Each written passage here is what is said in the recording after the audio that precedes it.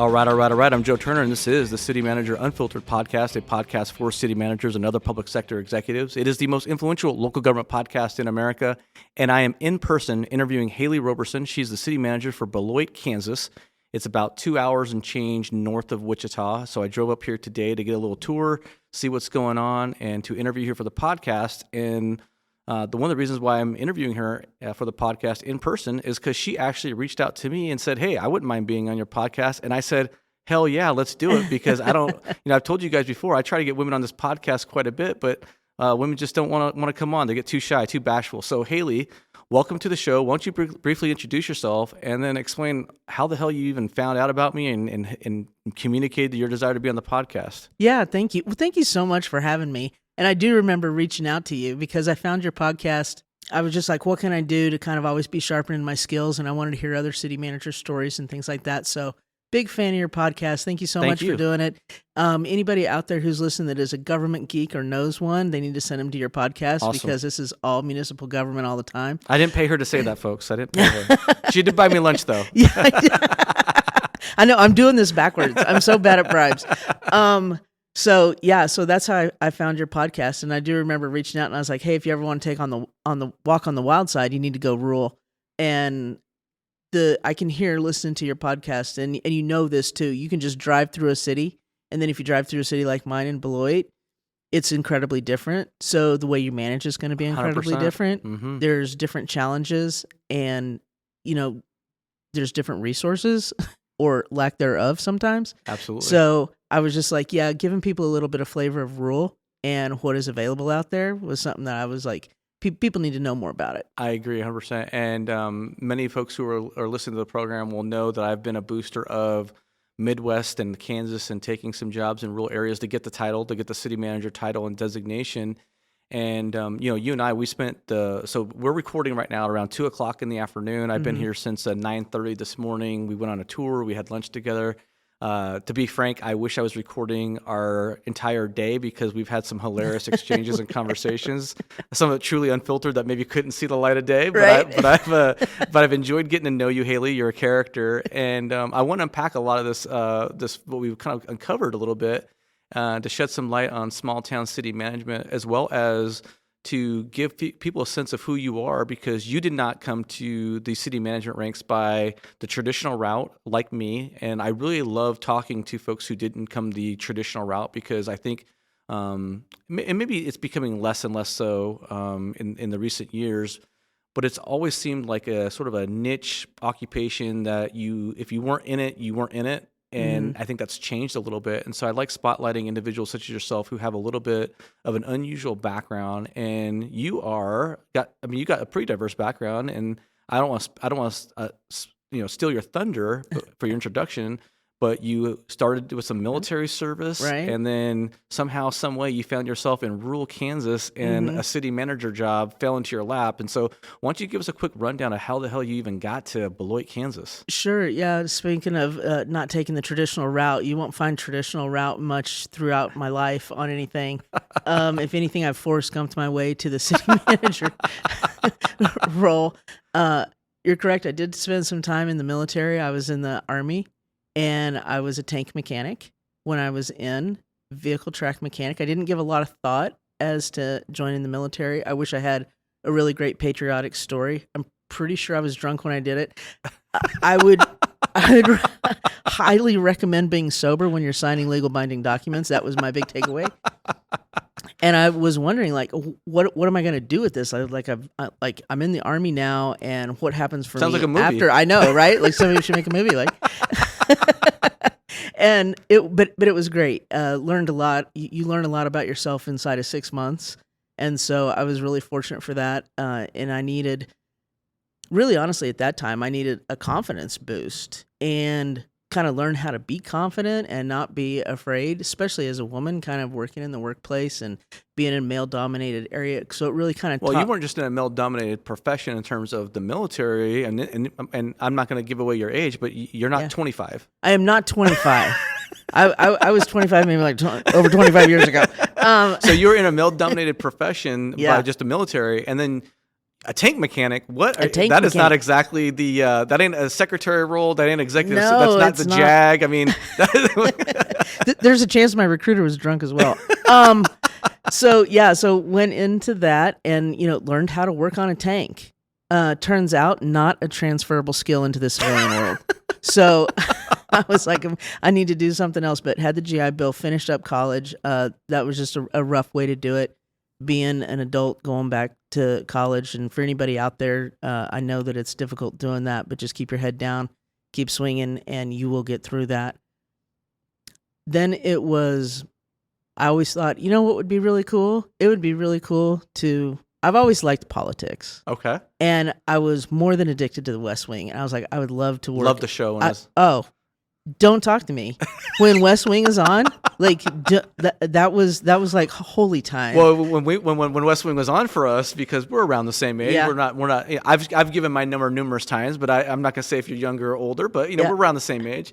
And these youngsters nowadays, they don't know what it's like. It was appointment viewing. If you were on the couch when it started, you just didn't watch it. So You had to commit. Your life was programmed around it. Yes, you had to commit. You had to get off work at a certain time so you could make it to the restaurant, pick up your food at a certain time, because I didn't even want to be interrupted by the delivery of my food. And so then I have my food so I can sit there and watch. The only thing you were gonna be interrupted by was the damn commercials. That's it. And I was aggravated at those. So like everyone, that's why no one watches them anymore. But and I was just like, well, it would be so amazing to ever be able to work at the White House. And so I moved to Washington, D.C., and I worked at a nonprofit there. And a position came open at the White House. I didn't even really believe that it was a position at the White House. But I applied.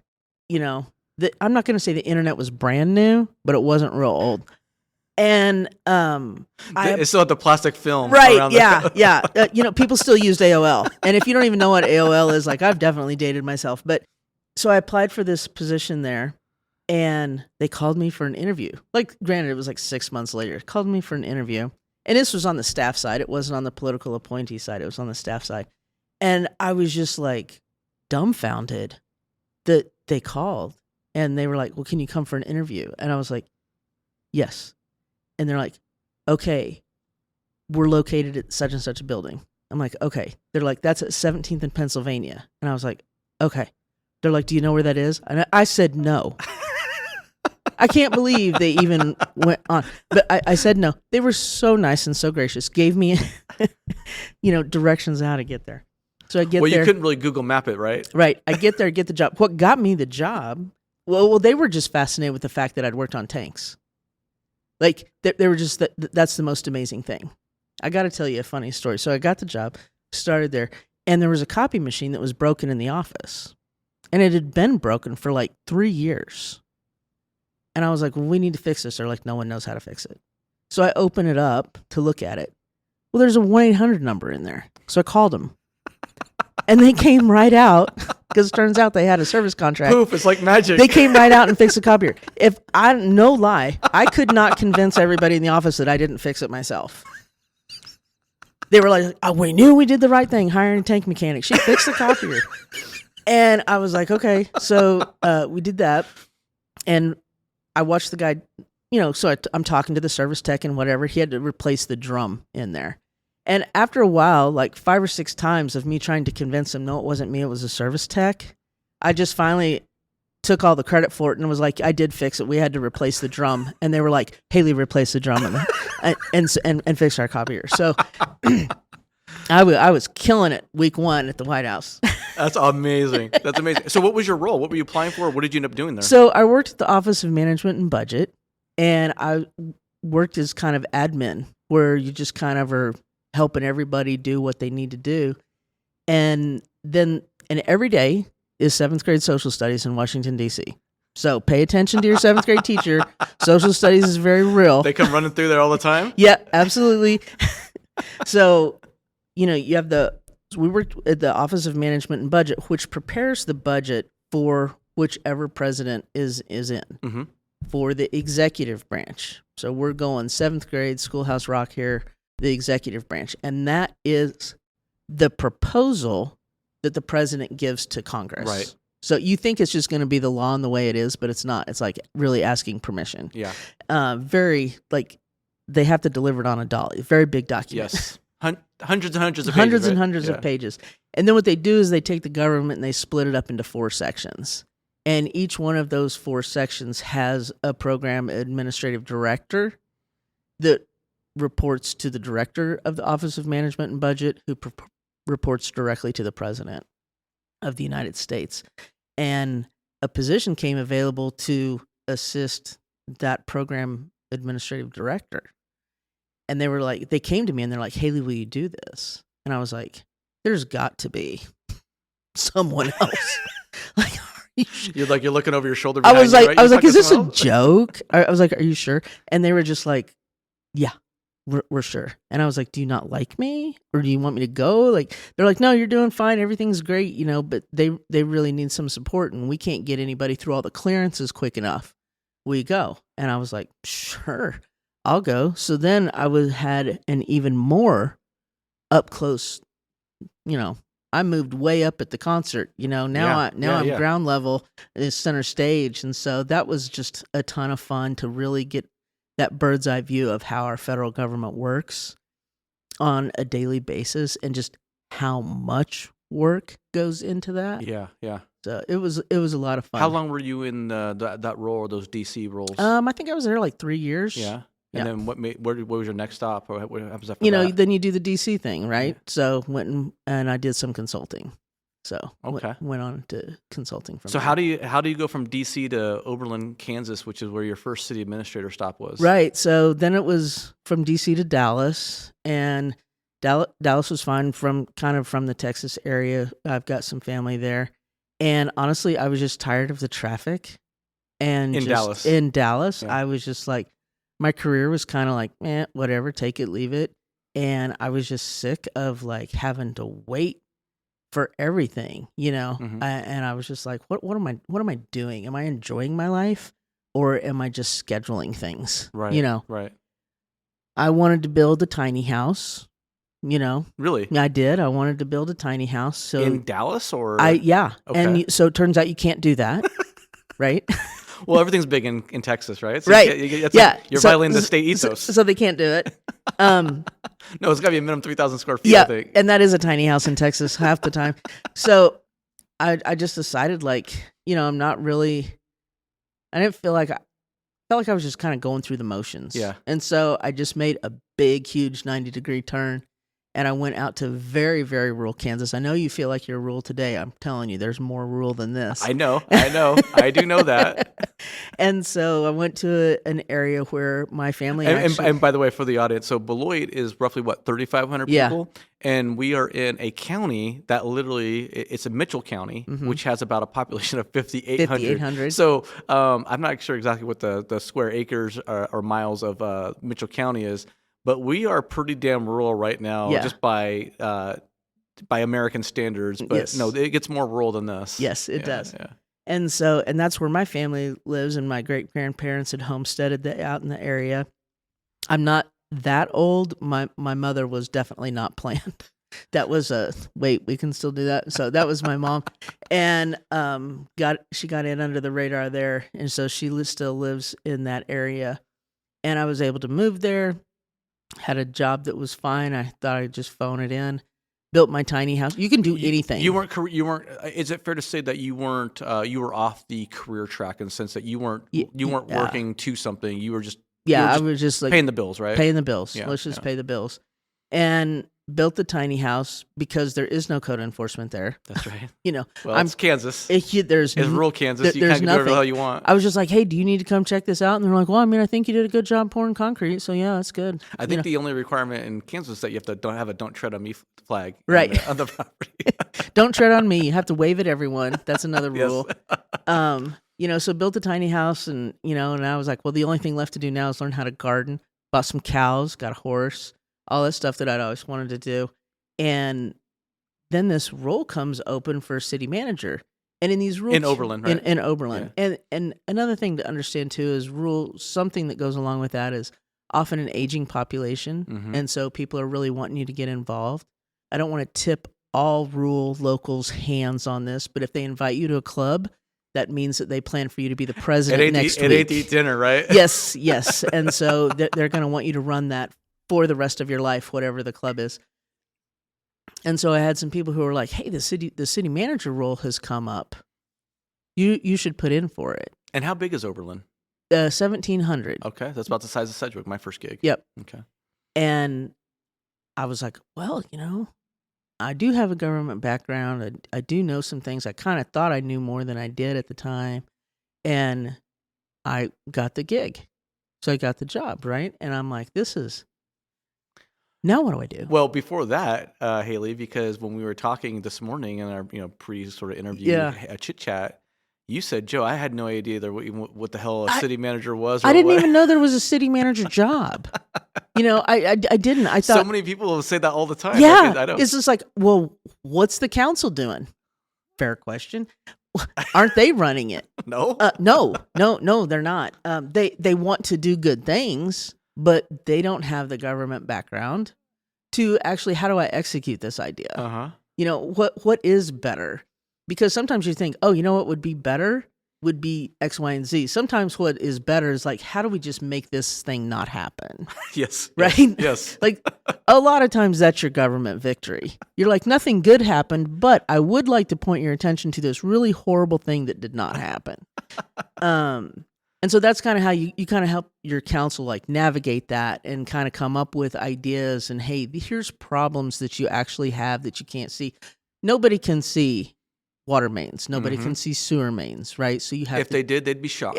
They would be shocked. And if you do, it's not going to be difficult to figure out, hey, we should fix this problem.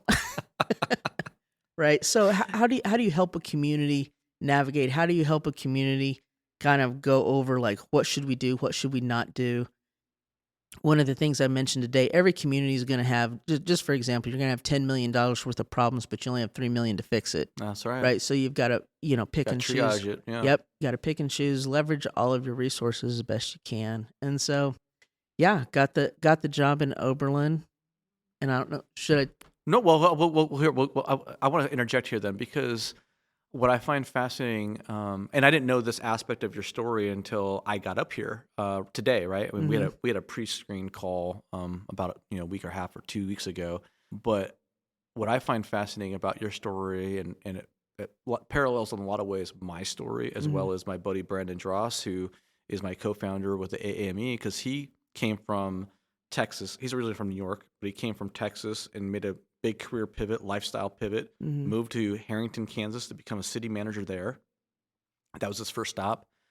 I moved from California to Kansas to get on the city manager track. My first stop was to be a public works director in a small town outside of Wichita, and that led to my gig in Sedgwick, where I became a city administrator. And then you had that. And one of the reasons why I really wanted to have this interview with you is to be, we're going to have a candid conversation that's not all, unicorns and rainbows when it comes to working in a small town Kansas.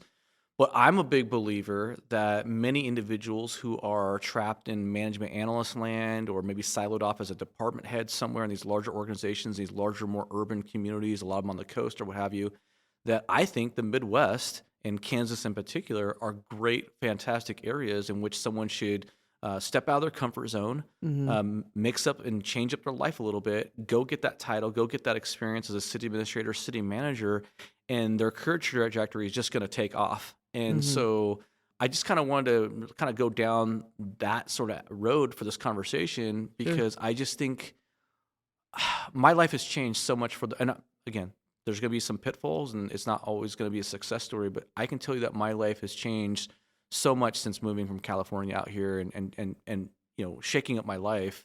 The last 7 years or so that I've been here in Kansas has just been phenomenal. And you've had a phenomenal experience. And I just kind of wanted you to speak a little bit to that. Now, there's a little bit of a nuance here, because you didn't come to Kansas or to Oberlin with even the thought of becoming a city manager. You said you didn't even know it existed, whereas mine was more intentional, and Brandon was more intentional. But can you maybe start unpacking a little bit of like what your experience has been like working in small town Kansas, and what folks should maybe be cognizant of the pros, the cons, the challenges? Maybe we can kind of walk the conversation to that path. Sure. I would say in rural, every day is hand-to-hand combat. And I mean that in a good way. right? Because you have people who are very invested in community. Everybody throws that word community around. It means something out here. It is absolutely means something out here. And it means so much that when you have people who have lived here their whole life, they don't even understand how special it is to have community. They're like, this is just the way it is. And I'm like, it is not. It is not the way it is. And real quick, because you're in what I would consider more rural, right? Mm-hmm. Like Sedgwick was a bedroom community of Wichita, and there's people that have lived there for a long time, like even a couple generations or Mm-hmm. more, right? I get that, but you are in a part of Kansas where you've literally had people who have lived here for generations. Mm-hmm. They passed down the family farm, right? Can you speak to that in a little bit more of a intimate detail? Right. That is, I wouldn't say it's totally common, but if anybody wants to get on the USDA website, there's a special program that they have to acknowledge 100-year farms. Oh, wow. I didn't know that. So that is a very big thing. And it's what really like our country kind of got its start. And everything in our country is still very agriculturally based, whether we know that or not.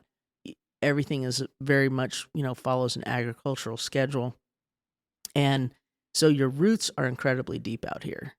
And families have been here for over 100 years, who their great-grandparents or great-great-grandparents literally came out in a covered wagon and homesteaded and have been able to pass the family farm down. And they're literally buried either on the farm or in a Yes. cemetery that's inside town that you can go see. Yep. Hundreds of years ago. Yeah. Or not hundreds, but over 100 years ago. So people like going to visit family, and that's sometimes kind of foreign. They're like, no, your family is here. Yeah. And it's really, I don't know, to say it's nice is really underselling it. But people are invested in their community and trying to get people, because I know what I was like when I lived in Dallas or DC or any other city. Yeah, you kind of want a street to get paved, but you're whatever about it. You really don't give it any thought. Here, if you do a street project, like it's a really big deal. Well, I took you to go show you the big street project that we Yes. just did, kind of by the high school and over by our high school football stadium. Which, even though I'm not in the school administration, I will give them a nice plug. It's a really cool AstroTurf, and it's really awesome. We might talk a little bit more about that in a second. Yeah. Because it kind of dovetails in this whole conversation we're having right here. Right. And the funny part was the contractor was really excited that they finished the road. They were still late, right? Uh-huh. But it was finished. And so they were feeling a lot of pressure. I don't know who that's coming from. I may or may not have said I was going to pay them when it was done. But they were like, go ahead and open it up. And I was looking around. I'm like, okay, well, yeah, it looks great. And I was like, wait a minute. You don't have any of the signs up. Like, there's no stop signs. And they're like, well, everybody's just going to know. I'm like, nobody's going to know. I was like, everybody knows exactly what this road was for the last 30 years. That's why when people wanted to go see what was going on, so there's a lot more curiosity. People want to go see what's going on, and they just drove off the road because it was gone, because they were replacing the road. And so they were having to like pull them out of the mud. That's hilarious. And stuff. They're just so used to, right? Pull them out of the ditch. Yeah. And I was just like, everybody knows this road, and there's no way I'm opening it up until you have the signs up. I know that you can think that would be okay somewhere else, but that's not going to be okay here. We have a completely different road. And it creates, that's some angst when you know every single thing all the time about everything in where you live. To have a big change like that is a big deal. Well, when you say hand-to-hand combat, I think a lot of what you're referring to in the sense is that literally everything that happens in a small town is dissected and disseminated out to everybody, right? Because I mean, this is going to come off as a negative to some people who are listening to this podcast, but in a small town, not a lot happens. So when things do happen, it's noticed. It's immediately noticed. And the impact, one of the reasons I wanted to go to Washington, D.C. is because I was like, I want to make a difference. That's what you think when you're 20, you're 18, 20, like, oh, I'm Washington, going to make DC. a difference. You wait until they get a load of me. I'm going to make this country so much better, all the things, right? Uh-huh. And you don't get to do that. That isn't what happens. But when you come at the municipal level and then you want to drill down even further and you go to the rural level, your actions make an immediate impact. And that's the hand-to-hand combat piece too, where it's like, yeah, you're fighting every day. You're not fighting with people. You're really fighting for them and alongside them because they want to have what's good for their community as well. But there is an element, though, and when you say, I'm glad you say you're fighting for them, because sometimes you're fighting for them and they don't even realize you're fighting for them. Right. Because there is a fear in a lot of areas or quarters that change is going to somehow change what makes their life so beautiful and that they enjoy, right? Right. I had that conversation with a superintendent in the town where I was before, in Oberlin, and he was like, "We need to do this and we need to do that," and I was like, "You're treating this town like it's a city with fewer people. That's not what this is. Mm-hmm. This is a small town. You got to remember, too, they don't necessarily want a lot of people to move here.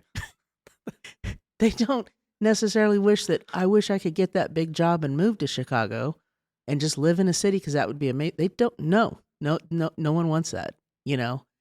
They don't like traffic. Who does? I don't Right. even want to meet the person that likes traffic, but they especially don't like traffic here in any rural area. And one of the fights I have is like, And traffic, by the way, traffic. yeah, I mean, you define traffic. I'll let you define traffic. You've been here for, yeah. Well, you know, in small towns. So I've told this story a few times when I was interviewing when I was trying to get the job in Sedgwick, my first city administrator job.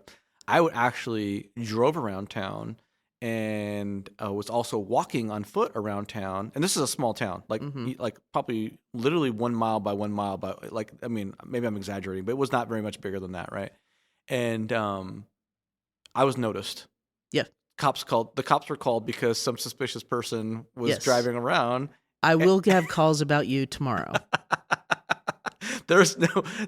So traffic is just one vehicle that's out of place and maybe has the you shared a funny story, but you know, it's like if you have a different county designation on your license plate, Yeah. people are wondering what the hell you're doing Yeah. in their county. Yeah, and they're going to get up behind you if they don't recognize the county. Because I did, until I moved to rural Kansas, I could not have ever told you what county I've ever lived in my life. I didn't know it was a thing. And so they want to know. So, and you might decide to edit this out later, but this is a true story, and this happened to us today when I was showing you the wellness center. Uh-huh.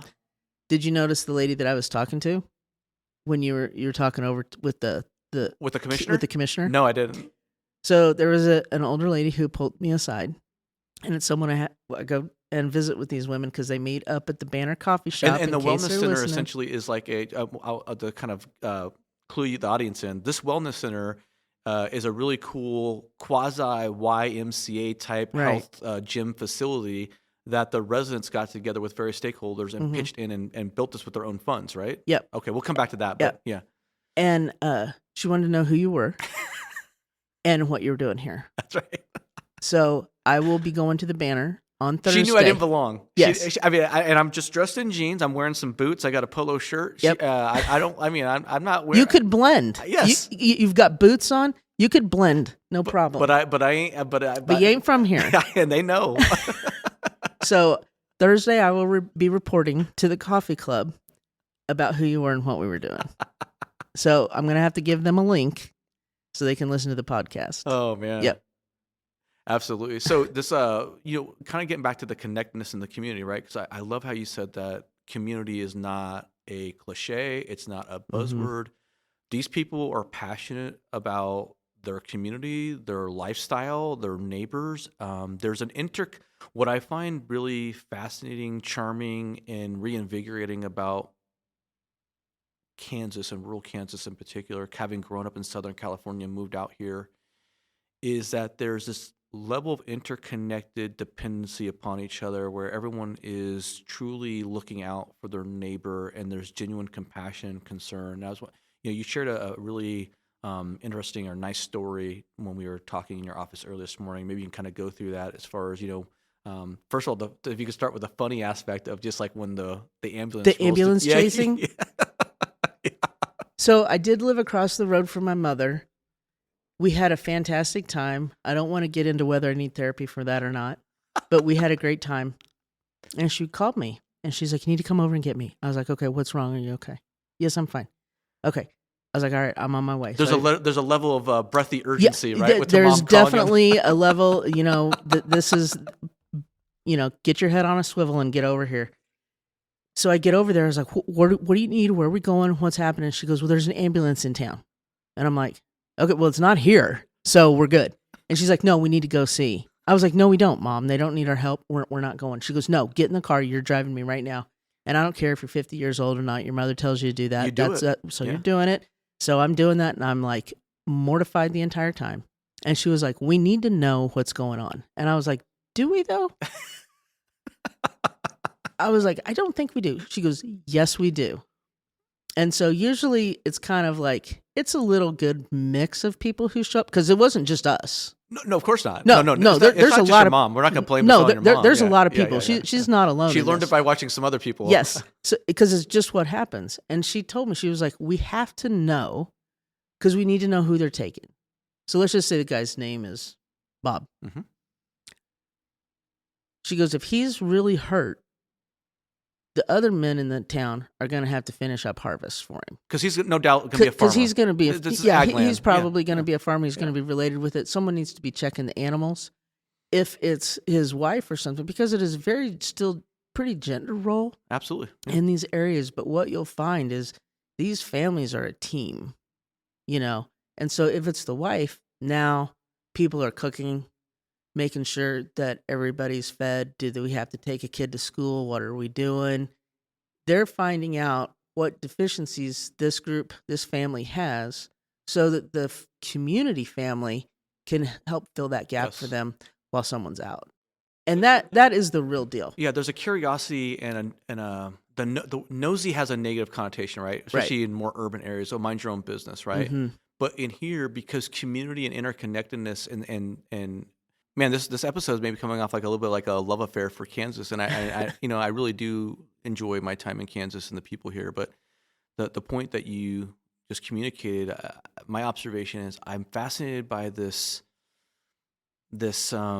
juxtaposition between the hearty self-reliance that is so prevalent within the people here in Kansas, right, in rural America, with that simultaneous mutual dependency or interconnectedness, right? Because it does take a village in the context of, hey, everyone realizes, and I think maybe that's one of the frustrations I have about society in general, and I don't want to go on a political rant, but I will say that I feel like many of our traditional fraternal religious institutions and stuff that kind of brings us together as a people and creates that interconnectedness and that sort of that tapestry, that societal tapestry and fabric that binds us is going away in a lot of respects.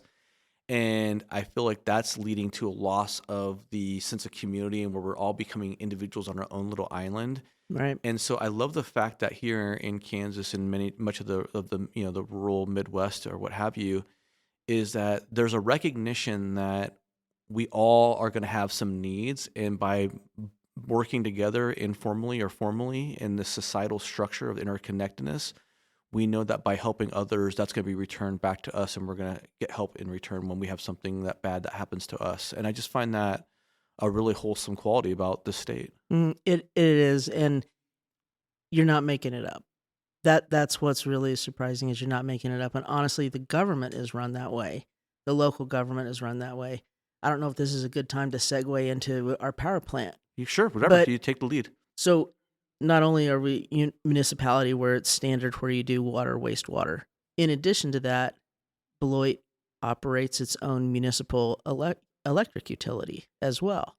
And so earlier today, I was able to take Joe. We went on a tour of the power plant, which is like a must-see stop. It's pretty if you're amazing. in Beloit. Yeah. There's a couple must-sees. Power plant is definitely on there. And what that is you'll find that in a lot of rural communities that run their own electric because nobody else was going to run it to them. So they built this power plant so that their community could have electricity. And over the years, you just keep that power plant. It's a tremendous asset to have. So if there's ever a bad storm and your wholesale electric line is severed for whatever reason, a tree falls on it, it's an ice storm, it blows over, maybe they have to do maintenance on it, we can fire up the power plant and we can run the entire community. You guys are entirely self-sufficient if you need to be with that facility. Yes, Yeah, absolutely. It's amazing. Yeah, 100%. And so it is just, the power plant is just kind of an extension of that whole like independence That idea ethos, that you yeah. have. Right. And so we can do that and we can still care for this community no matter what.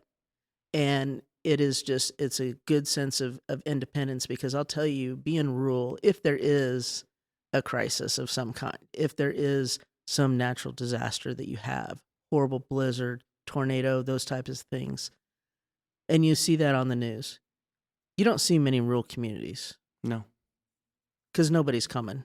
that's right. So you better be able to take care of yourself and take care of your own. And that power plant is a big way that we do that.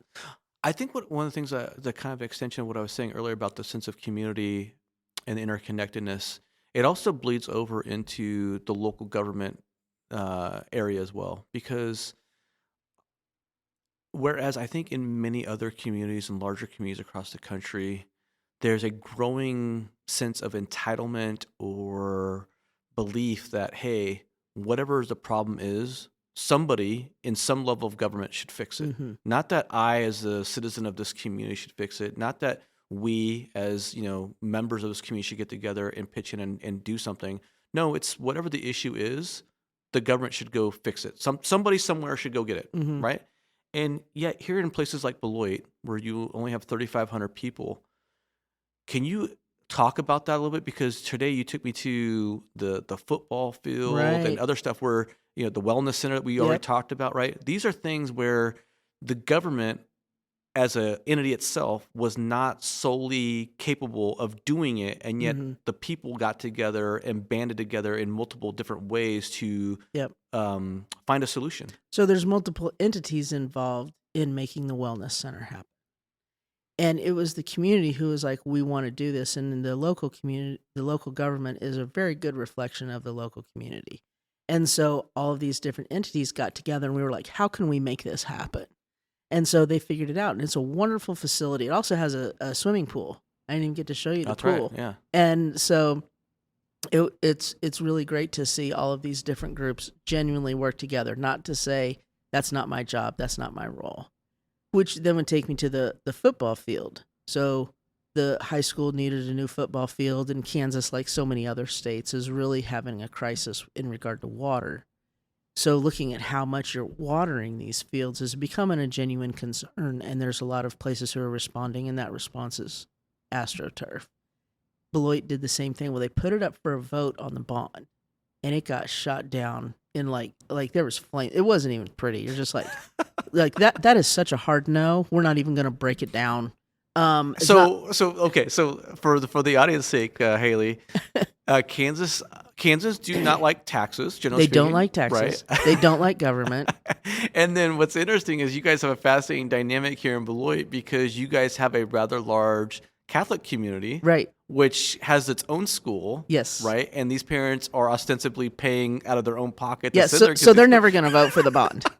Right. So that's going to happen.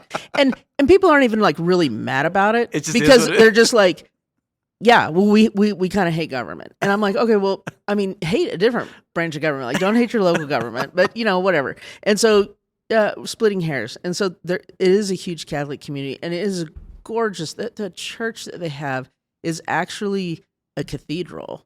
And so there's an architectural distinction to having a church or a cathedral. And this is a cathedral, and it's been redone, and it does not matter your denomination. You should go to this place. Is gorgeous. It is just, it's breathtaking.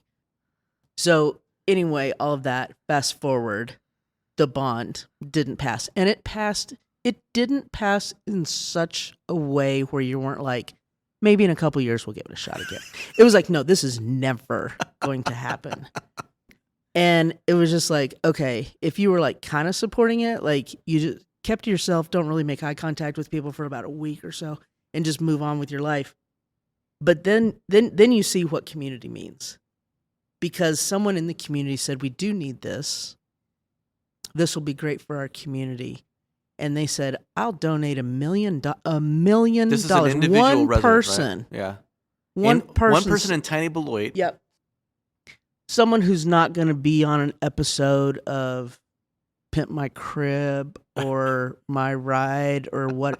You would never think this person was throwing this kind of heat, because just so like, That's not the Kansas way, by the way. there's just a humbleness. Yes. Right? Yeah. So they say, we're donating $1 million if you can raise $1 million, everybody else, in like 6 months. Took the community 3 weeks. Are you kidding me? To match the $1 million. Yes. Just think about the logistics of even just getting the messaging out, right? Because in a larger community that's disconnected, like even just getting the message out, you can't, like, who don't even know about it. But here, it's spread like wildfire. Yeah, one Facebook post, you're done. Yeah. It's over. You tell somebody up at the Banner Coffee Shop, you drop it at the grocery store, and you're done. The news is spread. So when they want news to spread, they want news to spread. I will tell you this too. You'll probably edit this out, but a small town can keep a secret. If there's something they don't want anybody to know, you will not pry it out of them. I don't care. It will not happen. And the whole community will keep it. I've never seen anything like it. But off topic. So long story short, we have a brand new football stadium that is gorgeous. AstroTurf, new track, going to be something really great for the community. And one thing that they did is they're like, we are going to need other donors. And so they came to me as a city manager. They wanted the city to put in $125,000. My first thought was, I bet you do. You know what? And I told Haley this too, and like because she shared this part of the story with me.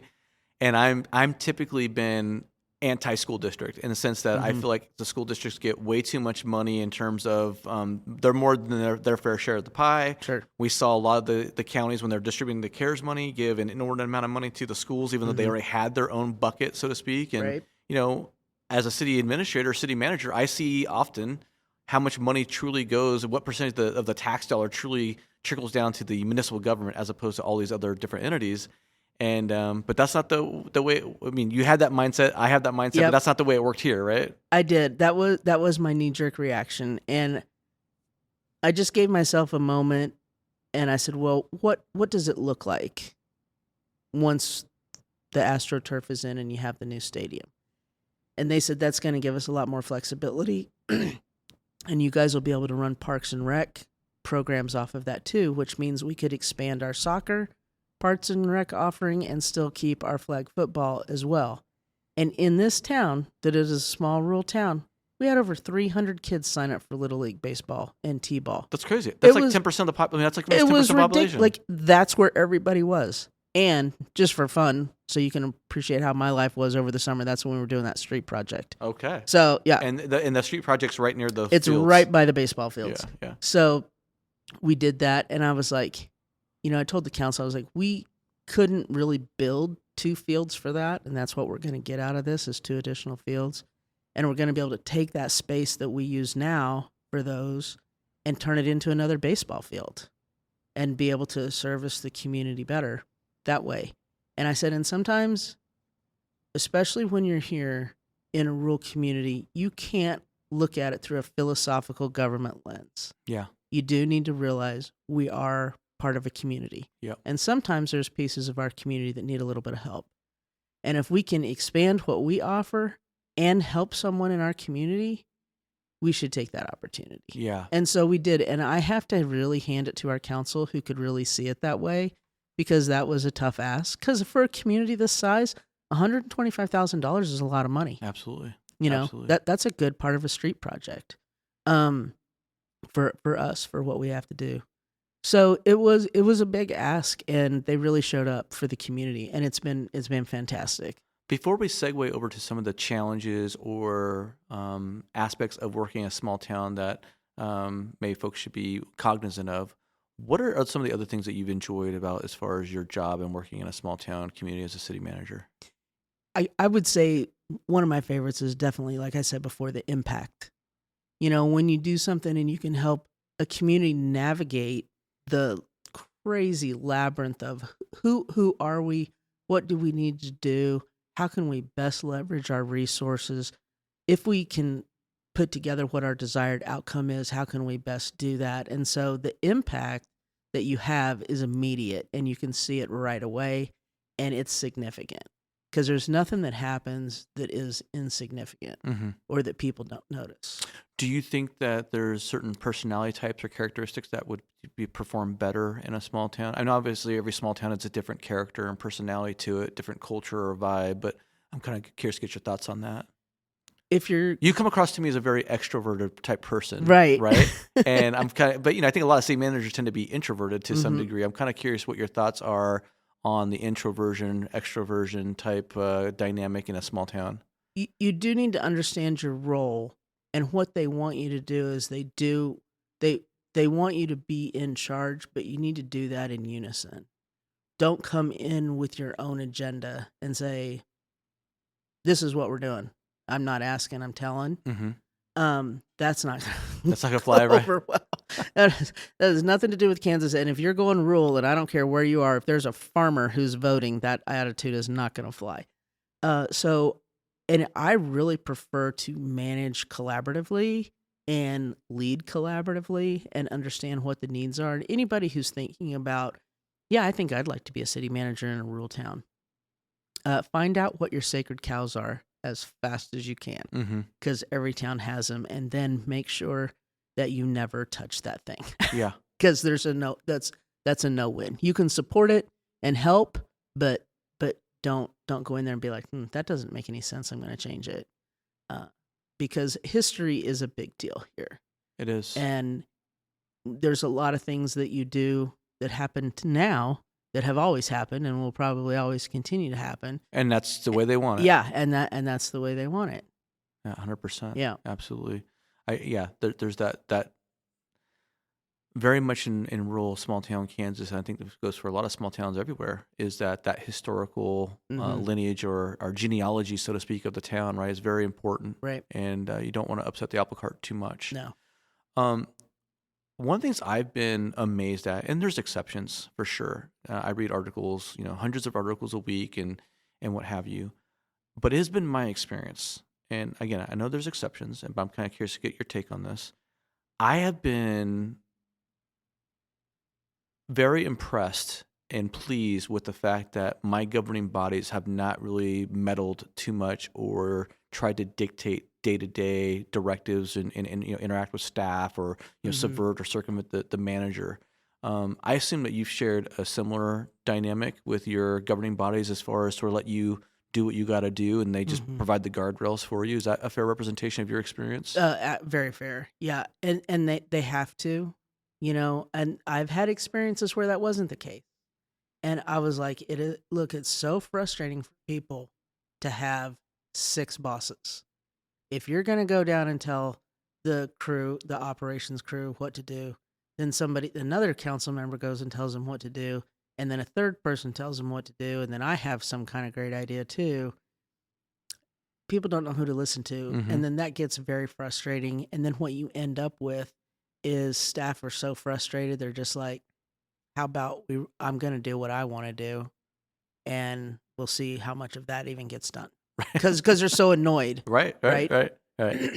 Yeah, I've been very happy with the general hands-off nature and allowing me to Yeah. do my job in my roles, and I think that's been generally speaking pretty common in Kansas. I think again, there are some exceptions, obviously, but I Yeah. think generally speaking, the governing bodies in Kansas are pretty good about letting the city administrator or city manager do Right. their job. But that's the teamwork piece, where you need to let your council know what's going on. Your council has to trust you to continue to do things, and you have to have a good enough relationship with your council to bring problems to them. Yeah. And that then you start getting into the distinction of who's a good leader and who's a manager.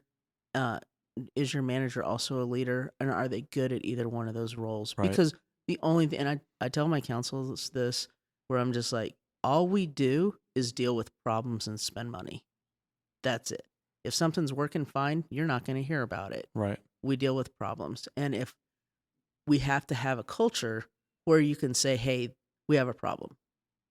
You mean as far as giving your staff the ability to communicate, right? Giving staff the ability to communicate. What are we going to fix? Right. Any of that, because it's all problems.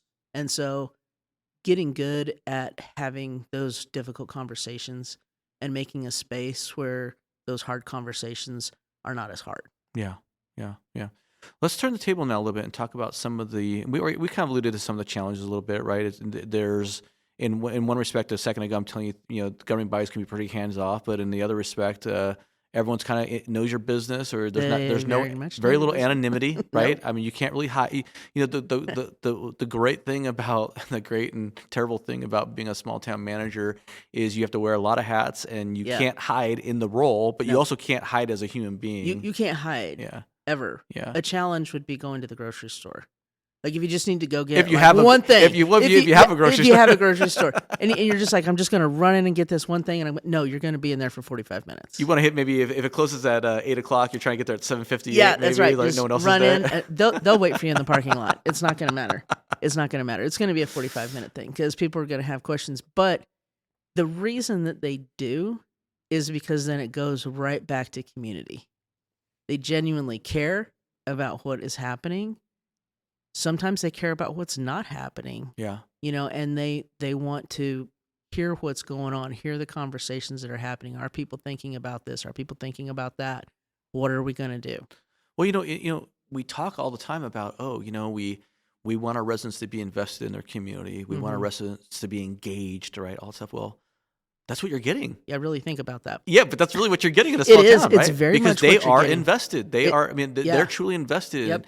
And sometimes there can be maybe a lack of social boundaries in some respect. And, it's like I know a lot of city managers in small towns, they will go eat dinner or shop outside the community because they just wanted to go on a trip and not, be with their wife and kids or something and not have to have a half-hour sidebar conversation about the utility rate hike or something. You know what I mean? It's like I mean, and that's very real. But then also, like, I have the community that I can lean on.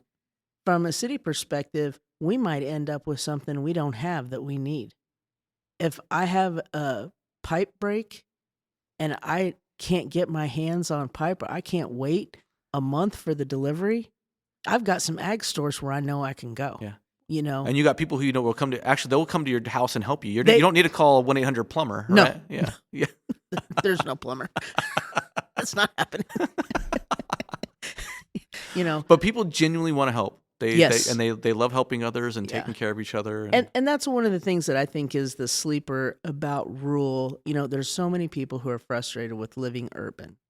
I think rural communities are should be a big consideration for anybody who's a single parent.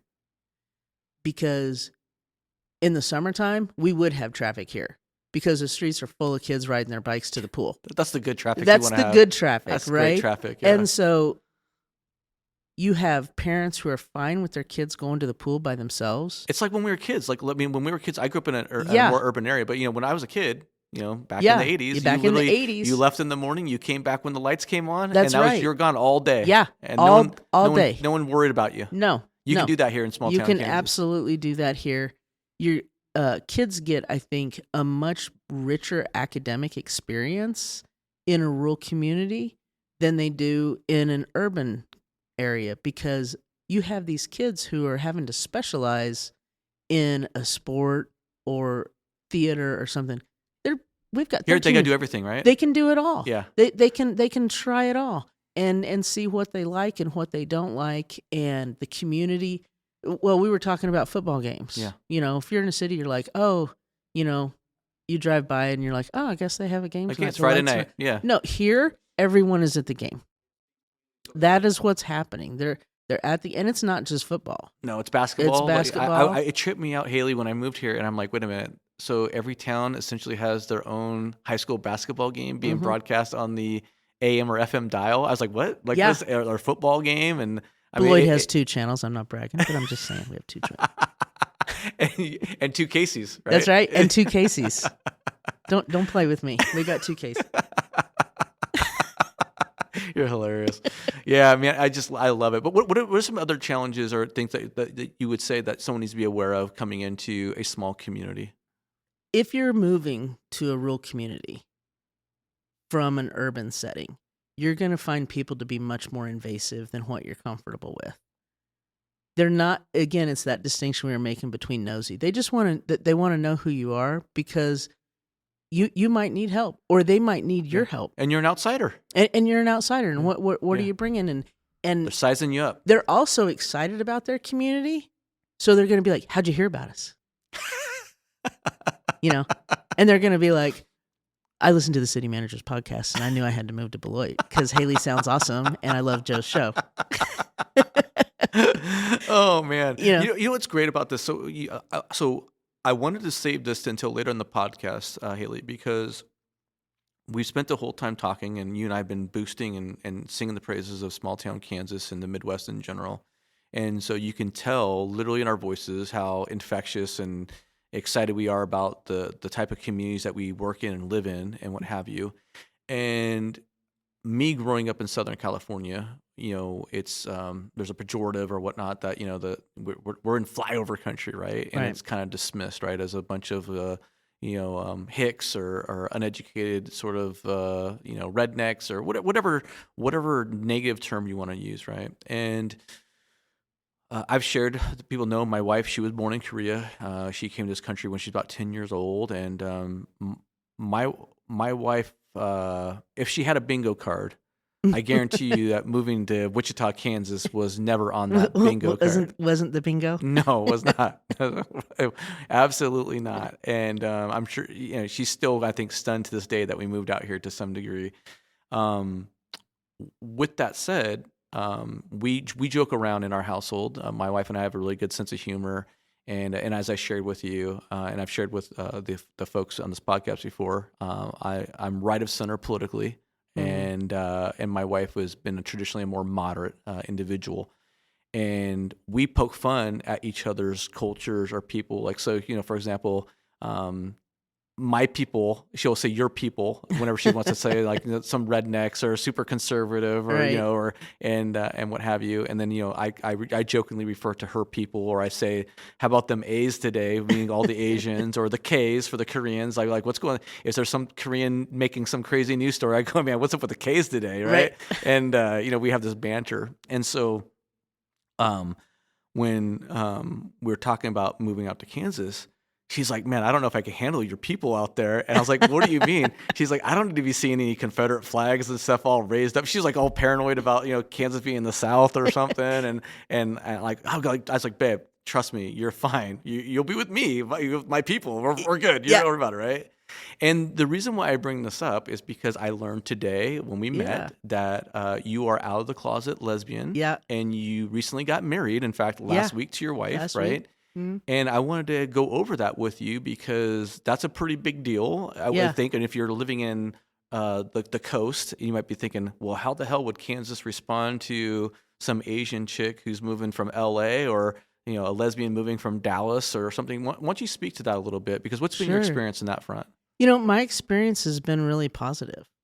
And I was surprised. When I first moved back, I was just like, okay, I wasn't with anybody. I was single. I spent most of my life single, if you get a calendar and everything. And so I met my who's my wife now, and I was like, what is this gonna be like? Yeah. And I had some conversations with my mother about this, actually, very candid conversations with her. And I was like, there probably will be a day, because not that I had to actually tell Joe that I was a lesbian. I think he was able to do the math on that, so I don't really blend anyway. And I told him, I was just like, yeah, if people can't figure out that I'm a lesbian when they meet me and look at me, like stereotypes, I had some questions. They exist for a reason. I check a lot of boxes. The gaydar was ticking. That's a little right. bit, right? Yep. So, I check a lot of boxes. If it walks like a duck. I was looking for a Subaru in the parking lot. That's right. He was like, do you own a Subaru? I was like, no, but I am looking at them. But I still feel like I get to keep my lesbian card. I do have a Tacoma, so that's good. And it's 4-wheel drive. Again, not bragging, but I'm just saying it's 4-wheel drive. Well, you do need it out here. You needed a 4-wheel drive out here. So everything was going in the town I was at before just fine, and I wasn't out because it was just like, oh, you weren't out in Oberlin? I wasn't out. Oh, in I didn't know Oberlin. that. Okay. But also, it's like, can I not be out? Like, right. So there's that piece. But when you don't have anybody in your life, it's like kind of really an issue, right? pointless. Yeah. You're like, hey, by the way, I know we're talking about water mains, but you need to know I'm a lesbian. Right. Like, where does that fit? It doesn't. Mm-hmm. So it wasn't an issue, and I had no plans of being in a relationship anyway. But right, like that's the way love will kind of work, and just slap you upside the head and That's be right. like, guess what? Your whole life is going to get turned upside down. And I really couldn't be happier. So my partner moved out at the time, weren't married, and I was like, how is, because Oberlin's half the size of Beloit. And I was like, how is this going to go? Fine. Yeah. People were kind of excited. They're like, we've got gay people here. We're kind of a big deal. Oh my God. And they're like, so then they wanted me to decorate something. And then I was like, okay, let's go over gay people. Lesbians are not the decorators. You need the gay boys gay for dudes, the the gay- decoration. yeah, the boys. Like I fix stuff. That's why I'm the city manager, right? Like there's broke stuff, I fix it. That's what we do. So when the recruiter was talking to me about coming to Beloit, I was really hesitant. I was like, no, like I'm safe. And I'm using that word intentionally because I had those same fears where I was like, no, I'm literally safe in Oberlin. Like they know me, they know Well, my safe wife. in two ways. Not only Physically safe. well, but also you're comfortable in that position. You've been doing the job. It's like Yep. you've got it under control. You got, I think a lot of people don't understand too, and that's something I meant to bring up earlier in this podcast, Haley, is a lot of times when you go into a small town, and I'm not trying to, It's hard. I don't want to denigrate your predecessors, right? Like, Yeah. But a lot of times they don't get what I would call professional management, Yeah. right? And so there's a lot of things that got to get cleaned up or tightened up in the right that ship, right? And you can spend a couple of years just trying to get kind of back to like a normal sense of stasis, like this is where I should be, right? And it's like that takes work. Yep. And it's nice to kind of like put the work in and then be able to kind of enjoy the fruits of the labor and not, okay, now I can just sort of kind of like take a breath and let my hair down and relax a little bit. Now I'm just adjusting the dials. And even if your predecessor is good, at the end of the day, like I said before, you've got $10 million worth of problems. You only have $3 million to fix them. So if somebody's doing a really good job, when you come in, you're still going to have a lot of problems. 100%. That is a piece of it that doesn't ever go away.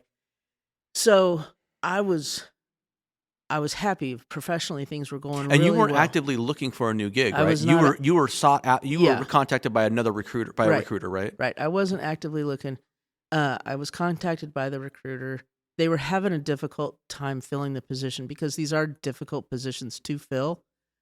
There is the municipal utility side. Which is the opportunity. That's why I wanted to have this conversation with you, because I think a lot of people don't truly understand that because there is such a dearth of talent that is willing to apply for these positions, you do have this amazing opportunity to put your career on a rocket ship and jump out, become a city manager in a small town, get that experience. And if you decide you don't really like small town living, you got the title, you got the experience under your belt, and now you can go and go off to a larger area, more of an urban typical center, right? Right. But I will warn you, rule gets in your bones pretty quick. Uh-oh. You'll get used to it. People are like, oh, how can you do it? I was like, you know what? I was sick the other day. I called the doctor, went to my appointment, went to the pharmacy, picked up my medication. I did all of that and was back in my office inside of an hour. You can't even get an appointment probably for a couple of weeks or no, whatever. You're a couple of weeks out. Yeah. Nope. I called. They had an opening. I went, saw the doctor. By the time I got to the pharmacy, which is 2 blocks away from the hospital, my prescription's ready, picked it up, and I was back in the office. Yeah. So there's a lot of things that are really convenient. One, and just simple things. So I didn't even get to share this story with you, but this is a great rural story in Oberlin. My sister also has a bank account there because she has some things going on. And a friend of mine was visiting, and I was like, if you want to experience rural, we're going to do it right now. I think I know where this is going. Go and ahead. She's like, okay. Drive up to the bank window. And I said, can I get $100 out of my sister's account? Yeah, sure. Here you go. I don't have to show an ID. I'm not even on her account, mind you. I hope my sister's not listening to this. I'm not paying you back that $100. I don't show an ID. They know me. They know who my sister is. They know me. That's the thing. That's it in the bare essence. If you can just they know me. Drill it all down to one simple statement is they know you. They know you. Yeah. And so we were actually, at one point, there was this company who was thinking about coming, and this was when I was in Oberlin, and they were thinking about coming, and one of the things they were like, yeah, but we really need to hire security people. Sorry, it's hard to even say it out loud. Was this for a work site or like Yeah, like, for their work site. They felt like they were going to need security guards. And I was just like, what do you need security guards for? They're like, well, in case somebody, wants to like get at our stuff. yeah. And Still. I'm like, that's not going to happen here. One, like this is the place where like people leave their keys in the car. Yes. They do all, Doors unlocked. Yeah. Why would you take the keys out? You'll just lose them. Just Yeah. leave them in the car. And I was like, we have built-in security. I was like, so if there's anybody in town that doesn't live here, Like Joe Turner. we will immediately know. Like seriously, I have to go on Thursday and report about what was happening today. I was like, we will immediately know. So, and you will too, and the problem's just solved. It's done. Love it. So, it's fun, and people do know you, and it does matter, and you do matter, and these rural communities do have difficulty recruiting. Yeah. And it is hard. Make no mistake about it. It is hard work. You earn your pay. You do. You earn your pay. You earn your stripes. It is water, wastewater, and in most cases in rural, and a lot, where you have your own electric utility. Or your natural gas or something like yeah, that. all of that. And so... Haley, I want to say something though too. Like, not only do you earn your pay, but you truly learn. You earn and you learn, and you get exposed to everything. Yeah. Literally everything. So you're not only managing, like, I don't just manage a city, I also manage an electric company, and so you're doing that. So it is a lot. So if you're good and and being good can mostly just be like, do you want to do good? Right. Are you operating from a good place? Do you have a good heart? Take a look at rural. I love the fact that you bring that up, Haley, because I would also say, and I want to come back to the whole lesbian dynamic and put a point on that. Yeah. Is that I have found that if you are sincere and genuine in your attempts to do good or do the right thing, you get incredible grace and latitude from your governing body and the people. Like there's an element of like, there isn't like, we're going to condemn you and fire you because you did something stupid. Yeah. So they're setting you up for success. They don't ever set you up. They don't ever try and trip you up into failure because they want you to succeed. Yes. Because they need a good person in that chair. And to come back to this point, I might be a little incessant at this point, and I apologize if I'm wearing the audience out.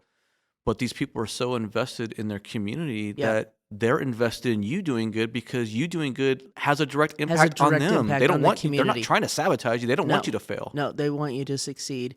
And so, but I didn't take the lesbian piece lightly, and I made sure that my counsel knew prior to me accepting the role. Okay.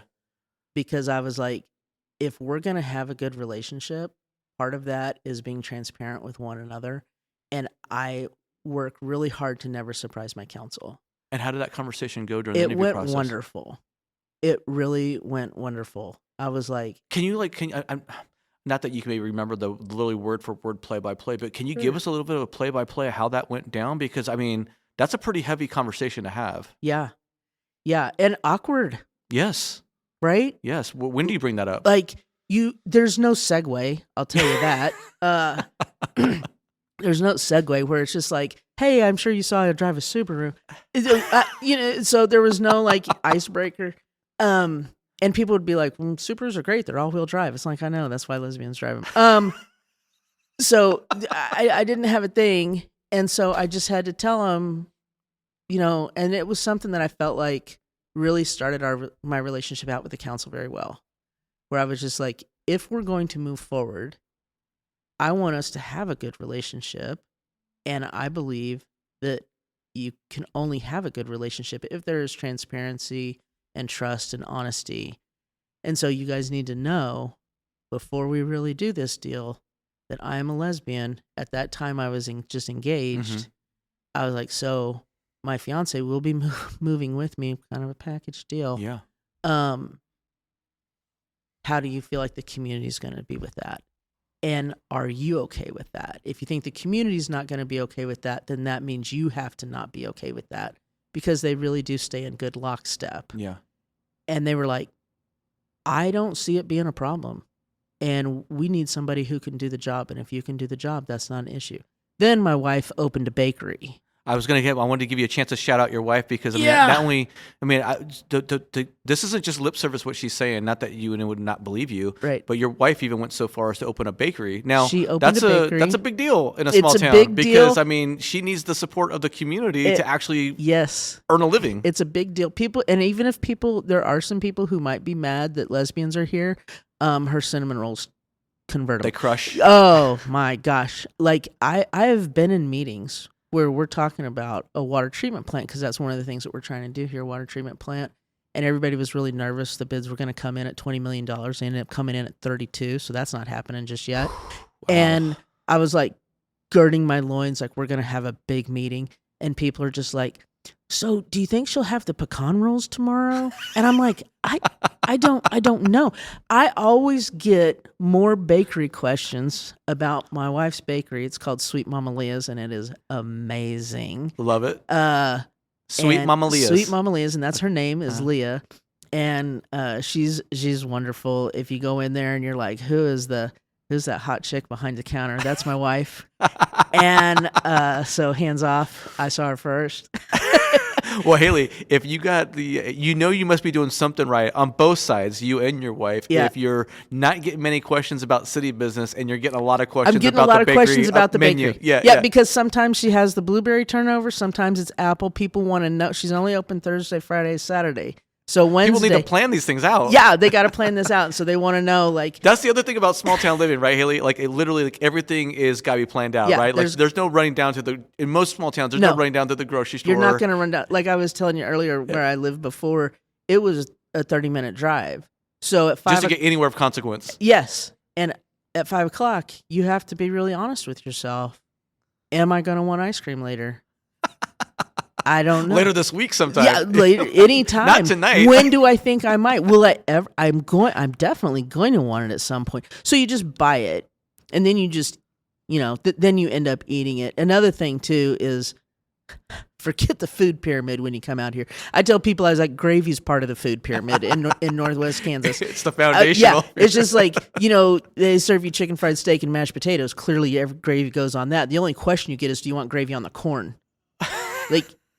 We know it's going everywhere else, but do you want it on the corn? And that answer is always yes. Of course I do. Oh, Haley, man, I've enjoyed getting to know you. I've enjoyed this conversation. Are there any final points we want to wrap up here for this episode? I mean, I've enjoyed having you on. Yeah, you're just a gem. Well, this has just been a blast. Thank you so much. And, if I was going to plug anything, definitely I want to plug Beloit because this community's got a lot going on. I really like it, but I will tell you, like, with housing costs and what it costs just to be able to afford to live, I would really encourage anybody to go rural. You will get over not having Uber Eats. I promise you. You're not going to believe it. You're not going to think you do. But you're also going to find that you don't need to take as many vacations. Because you're just life's not stressful, right? It's not as stressful. Yeah. I can go to the grocery store. I don't have to sit through traffic. The quality of life is just so different. The quality of life is so much better. Yeah. So you don't have to get away from it all. You're already away from it all. And then you really get to say, what kind of life do I want to live? Who am I? How do I want to express that? And if you're looking for a group of people to belong to something bigger than yourself, the only place you're going to find community is rural. Yeah, yeah. Well, hey, Kaylee, I think we've done the best we can to put a shine on small town management and boost it. And I hope some people take it to heart. And I'm definitely gonna. I'll share a link to your LinkedIn profile on the show notes, and encourage anybody out there who's thinking about to reach out to you and contact you. Yeah, they absolutely should. I'm going to have to update my LinkedIn profile. There you go. And I'll tell everybody else too, like if you're a city manager in Kansas or whatnot and you haven't had a chance of meeting with Haley, you should definitely reach out. She's amazing. She's a character. She's an absolute gem. And I've really enjoyed this conversation. I really enjoyed the tour. Thank you for lunch. We were going to go to a place that was shut down, but we ended up finding a nice Mexican joint I wanted in to town, take you to Bubba Q's, but Bubba loves to ice fish, so I think he went up to Minnesota. And you're laughing like I've made that up. That is absolutely true. But that barbecue is just, It's top notch. it's top notch. Yeah, you'll get in there. Make some bad choices. Yeah, go. We went to a Mexican joint. What's it called? Tavon's. Tavon's. It was solid. I really enjoyed it. I had a great lunch today. So anyway, thank you very much, Haley. I really appreciate your time. She is the city manager for the city of Beloit, Kansas. Population 3,500 in rural Kansas. The county's only got about 5,800 people. And we try to put our best foot forward for the small town city manager gigs. Again, if you have ever thought about branching out, leveling up your career, getting on a rocket ship trajectory, we both think it's great. Yeah. You can talk to me, you can talk to her, you can talk to Brandon Dross. We would love to share some more details with you. So we can't speak highly enough of it. I've had a great experience. Been the best 7 years of my life, my adult life here, and sounds like it's working out pretty well for Haley as well. It is, and if you find yourself landing one, and then you're like, they shut the door on you, and you're like, now what? Give me a call. Yeah. And I'll help talk you through it. Yeah. Good deal. I'm Joe Turner. This is the City Manager Unfiltered Podcast, a podcast for city managers and other public sector executives. Thank you for listening. If you enjoy the show, enjoy the content, please hit that follow, subscribe button on your platform of choice. Please leave a rating and review on your platform of choice. Catch you next week.